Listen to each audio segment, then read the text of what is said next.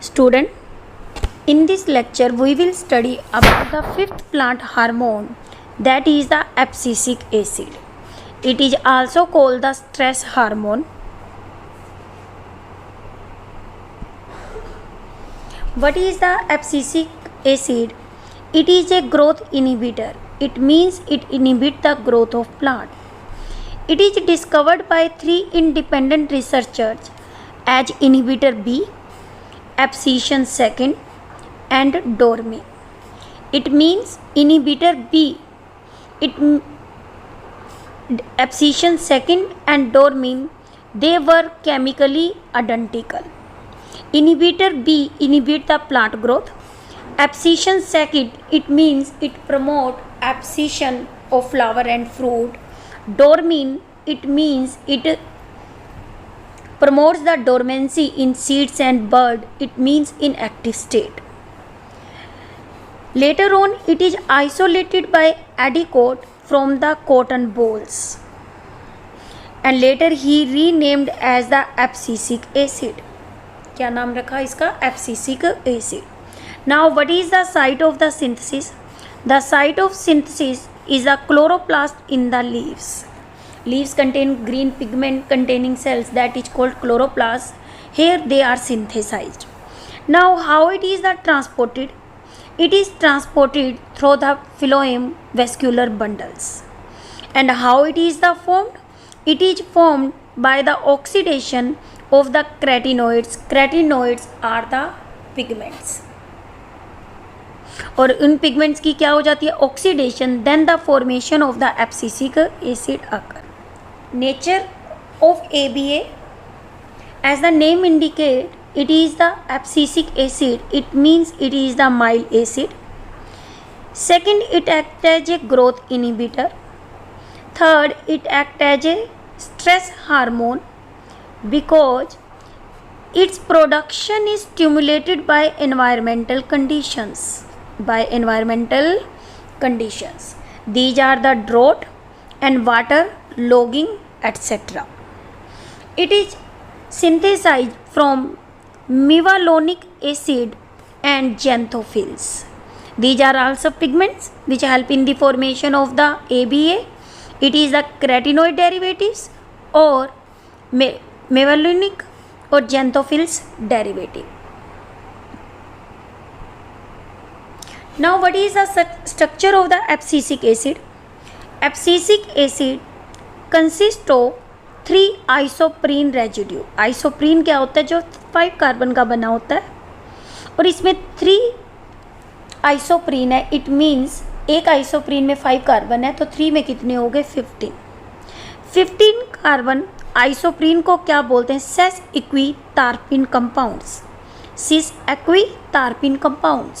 3 tarpin compounds है. One is the abscisic acid, second is the gibberellin, third is the cytokine. These are the having isoprene rings. First, it consists of the cyclohexane. This is the cyclohexane ring. Second, it consists of the keto group. This is the keto group. Third, it contains the hydroxyl group. This is the hydroxyl group. Fourth, it contains side chain with terminal carboxylic acid. This is the side chain with terminal carboxylic acid. This is the structure of the ABA.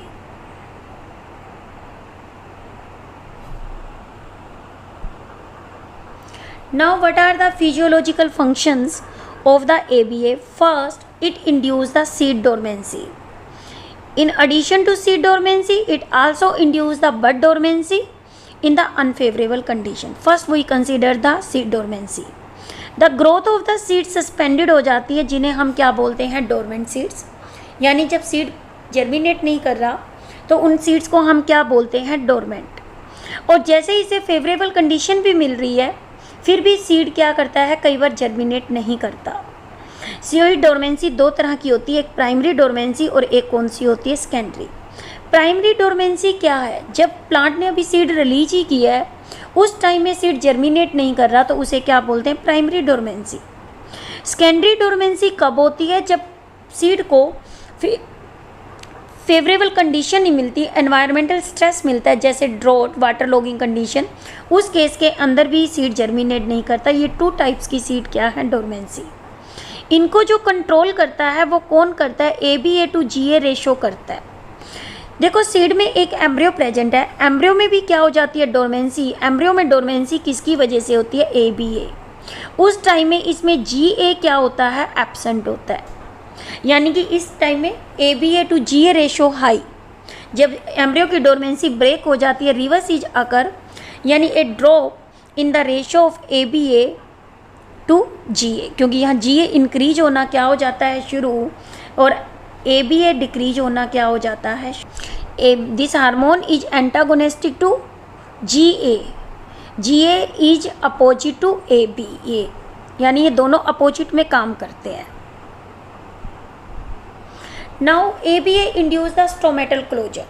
देखो stomatal closure इसमें कब होता है, जैसे drought condition आ गई, dryness आ गई, तो ABA इस केस में एंटी ट्रांसपेरेंट का काम करता है। एंटी ट्रांसपेरेंट का क्या मीनिंग है कि ये रेट ऑफ ट्रांसपीरेशन को क्या कर देता है, लो कर देता है। अब देखो ये आपके क्या है, लीव्स के ऊपर टाइनी पोर्स होते हैं जिन्हें क्या बोलते हैं, stomata. These are the stomata, these stomatas are the open, it means it is the pore which is the open. Second, these are the stomata are closed. Stomata is this pore is closed. Now this is the guard cells, kidney shaped guard cells, and guard cells regulate the opening of stomata and closing of stomata. अब देखो जब stomata open है, guard cells को देखो ये कैसी है, स्वेल्व up है, और जब स्टोमेटा क्लोज है, गार्ड सेल्स कैसी हैं आपकी, फ्लैसिड है, या इसने क्या बोलते हैं, श्रिंक।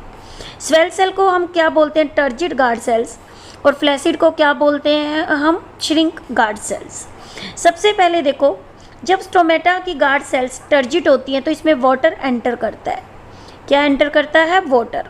ये कब करता है, इसमें जब ions, chloride ions, potassium ions और मेलेट जब इसके अंदर एंटर कर जाता है तो गार्ड सेल्स क्या हो जाती हैं, सोल्यूट ज़्यादा हो जाता है, तो ये सराउंडिंग से वाटर ले लेती हैं, और जिसकी वजह से ये टर्जिड हो जाती है और ये स्टोमेटा क्या हो जाते हैं, ओपन।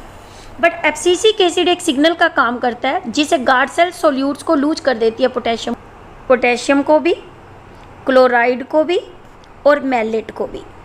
जब ये तीनों बाहर चले जाते हैं तो गार्ड सेल वाटर को भी क्या कर देती है, लूज कर देती है, और ये क्या हो जाती है, फ्लैसिड। यानी स्ट्रेस कंडीशन में ये एंटी ट्रांसपेरेंट का काम करता है और प्लांट के अंदर वाटर लॉस से क्या करता है, prevent. Now the resistance to abiotic factors, कि ये हार्मोन्स एबायोटिक स्ट्रेस से भी ओवरकम करने में हेल्प करता है। जैसे बहुत ज़्यादा ब्राइट सनलाइट है तो उस केस में ये स्टोमेटा को क्या कर देते हैं, क्लोज कर देते हैं ताकि ट्रांसपीरेशन ना हो। जब इसके अंदर CO2 अवेलेबल नहीं है उस केस के अंदर इसका रेट ऑफ फोटोसिंथेसिस होता है, रिस्पॉन्स वो क्या हो जाता है, डिक्रीज, और प्लांट के अंदर पिगमेंटेशन भी क्या हो जाती है, कम हो जाती है। ये प्लांट के अंदर इंक्रीज करता है किसकी, सेकेंडरी मेटाबोलाइट की बायोसिंथेसिस को भी। यानी कि ये एबायोटिक क्या होती है, इसका मतलब नॉन लिविंग। ये नॉन लिविंग फैक्टर्स के लिए भी क्या करता है, रिस्पॉन्स करता है और प्लांट को सर्वाइव करने में हेल्प करता है। नाउ द बड डोरमेंसी और seed dormancy, the important characteristics of the abscisic acid.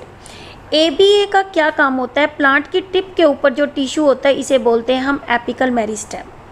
ये एपिकल मेरिस्टेम को किस में कन्वर्ट कर देता है, डोरमेंट बर्ड यानी इनएक्टिव बर्ड में। कब, unfavourable condition like the winter. अब क्या होता है, जो न्यूली डेवलप ये वाले लीव्स हैं ये ग्रोइंग अबव द मेरिस्टेम्स, ये कन्वर्टेड हो जाते हैं किसके अंदर, स्टिफ बर्ड स्केल्स के अंदर, और ये रैप किसको कर देते हैं, मेरिस्टेम को। और जब क्या आती है, विंटर आती है। अब देखो जब प्लांट के अंदर पहले बर्ड बनी वो जून और किस में बनी, जुलाई में। एब्सिसिक एसिड क्या कर देता है, डोरमेंट बर्ड बनाता है। कब बनाता है, विंटर में बनाता है। अब इसके डिफोलिएशन हो गया यानी लीफ तो गिर गए, बट विंटर के केस के अंदर जब बहुत ज़्यादा क्या हो गई, कोल्डनेस हो गई, किस रीजन में, टेम्परेट रीजन में कोल्डनेस होती है, जिसकी वजह से ये बर्ड क्या कर गई, स्प्राउट कर गई, फ्लावरिंग और फ्रूटिंग होनी क्या हो गई, शुरू। बट विंटर में जैसे ट्रॉपिकल एरिया है वहाँ पे क्या होती है, वार्म ज़्यादा होती है कंडीशन, विंटर नहीं होती वहाँ पे, तो उस केस में इसमें फ्लावरिंग नहीं हुई बट शूट की ग्रोथ इसमें क्या रही, प्रमोट रही। तो यानी कि अनफेवरेबल सीजन में ये बड बनाता है और बड बना के उसको स्प्राउट नहीं होने देता और बड डोरमेंसी को क्या करता है, प्रमोट करता है। फिर आता है seed maturation, seed development and seed dormancy. Abscisic acid का काम होता है सीड को क्या करना, मैच्योर करना, एटलीस्ट इन सम स्पीशीज। और ये क्या है, कुछ के अंदर तो सीड को मैच्योरेशन करता है, कुछ स्पीशीज के अंदर ये एनफोर्स करता है एक पीरियड ऑफ सीड डोरमेंसी को भी। जैसे हमने देखा कि बर्ड्स के लिए ये इम्पोर्टेंट होता है seed not germinate prematurely during unseasonally. इस केस के अंदर क्या होता है, जैसे बर्ड में सीड्स कंडीशन है, सीड जर्मिनेट नहीं करते पहले टाइम से पहले जब अनसीजनली होते हैं, माइल्ड कंडीशन, जैसे onset of winter and dry season. तो इस केस के अंदर ये सीड को जर्मिनेट नहीं होने देता। फिर आता है प्रमोशन ऑफ फ्लावरिंग। ये क्या करता है, छोटे प्लांट्स के अंदर फ्लावरिंग करता है, बट ये हार्मोन अपोजिट होता है किसके, जिबरलिन के। और जिबरलिन क्या करता है, लॉन्ग डे के अंदर प्लांट्स के अंदर क्या करता है, फ्लावरिंग। शॉर्ट डे प्लांट्स वो होते हैं जिनको डे लेंथ कम चाहिए, जैसे 24 आवर है तो नियर अबाउट उनको क्या है 8 आवर चाहिए। और एक क्रिटिकल पीरियड किसी को कितनी चाहिए, 12। तो यानी कि critical period minimum period of light है, तो इसको शॉर्ट डे प्लांट को क्रिटिकल से क्या चाहिए, कम चाहिए। जैसे इसमें एग्जांपल आता है किसका, स्ट्रॉबेरी का। फिर आता है कि ये इन्फ्लुएंस करता है कोल्ड हार्डीनेस को, यानी कि ये प्लांट्स के अंदर रेजिस्टेंस ला देता है जब प्लांट के अंदर कोल्ड का भी क्या होता है, स्ट्रेस होता है।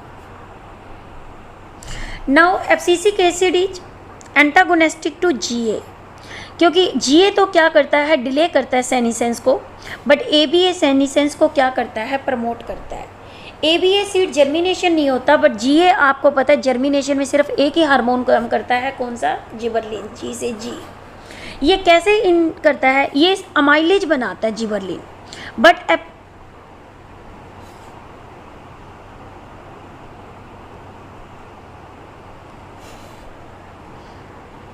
एब्सिसिक एसिड एंटागोनिस्टिक होता है किससे, जीए से। जीए क्या करता है, डिले करता है सेनिसेंस को, बट एबीए क्या करता है, सेनिसेंस को क्या करता है, प्रमोट करता है। यानी कि both are opposite to each other.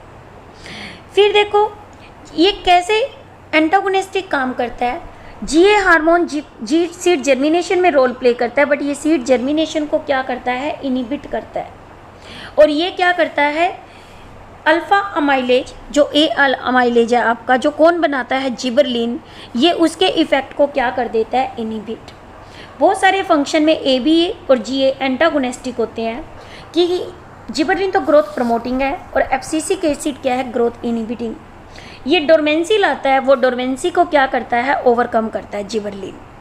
फिर आता है ये प्रमोट्स फ्लावरिंग, शॉर्ट डे में करता है ए बी ए, बट जी ए किस में करता है, लॉन्ग डे में करता है।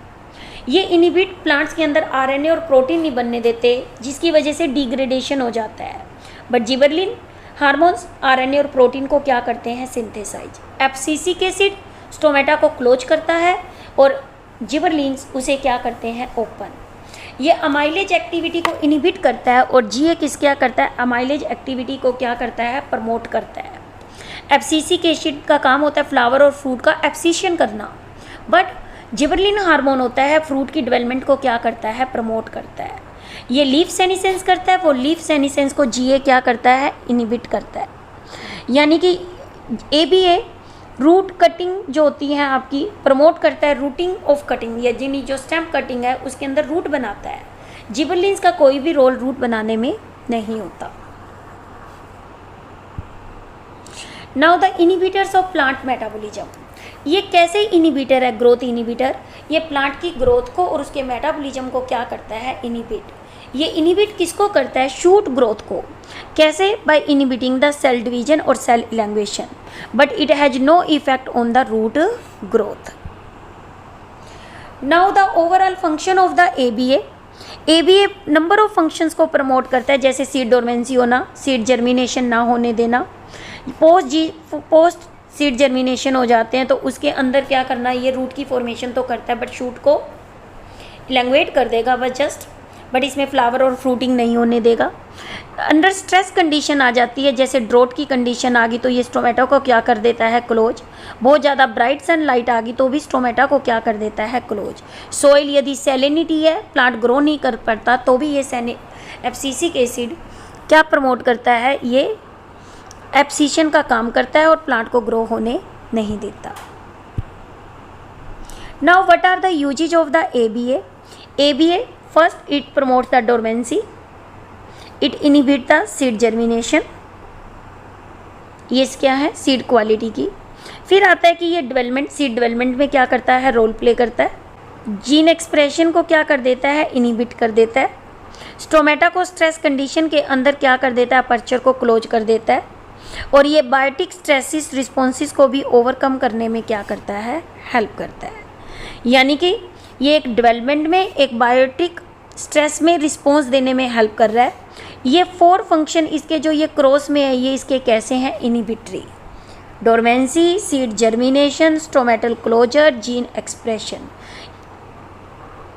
बायोटिक स्ट्रेस के लिए ये रिस्पॉन्ड करता है और डेवलपमेंट में क्या करता है, role play. Thanks for watching this video.